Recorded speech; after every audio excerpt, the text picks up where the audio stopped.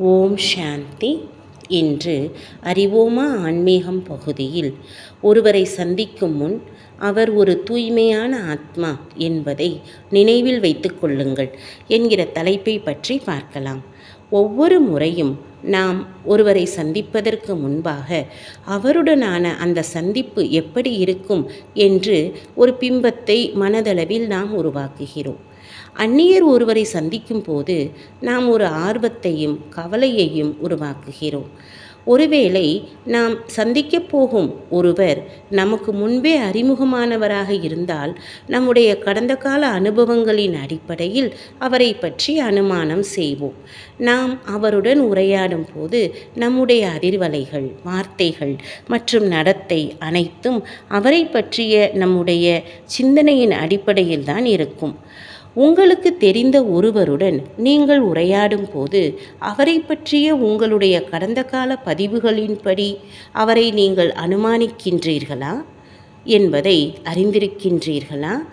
ஒருவேளை அந்த கடந்த கால பதிவு அது பல நாட்களோ அல்லது வருடங்களுக்கு முன்போ உருவானது எதிர்மறையாக இருக்கிறது என்றால் அவருடன் இப்பொழுது மறுபடியும் சந்திப்பதற்கு பயம் கொள்கிறீர்களா? அல்லது நீங்கள் மனிதர்களை ஒவ்வொரு நேரமும் புத்துணர்வு நிறைந்த திறந்த மனதுடன் சந்திக்கிறீர்களா?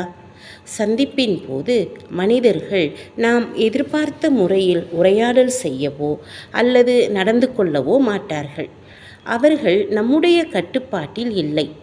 ஆனால் அவர்களை பற்றிய நம்முடைய மனதில் உள்ள பதிவு நமது தேர்வாகும். மனிதர்களை பற்றிய சுத்தமான உணர்வுகளை நாம் வைத்திருந்தோம் என்றால் அடுத்த சந்திப்பின் போது தூய்மையான அதிர்வலைகளை பரப்ப முடியும். மேலும் இது இனிமையான உரையாடலுக்கு வழிவகுக்கும். ஒவ்வொரு முறையும் ஒருவரை நாம் சந்திக்கும் போது சுத்தமான மனநிலையுடன் சந்திப்பு செய்ய வேண்டும். நான் ஒரு தூய்மையான ஆத்மா இன்னொரு தூய்மையான ஆத்மாவை சந்திக்கிறேன் என்கிற எண்ணம் இருக்க வேண்டும்.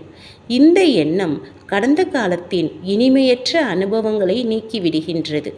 இல்லை என்றால் அந்த கசப்புத்தன்மை அடுத்த சந்திப்பின் சுவையாக மாறிவிடும்.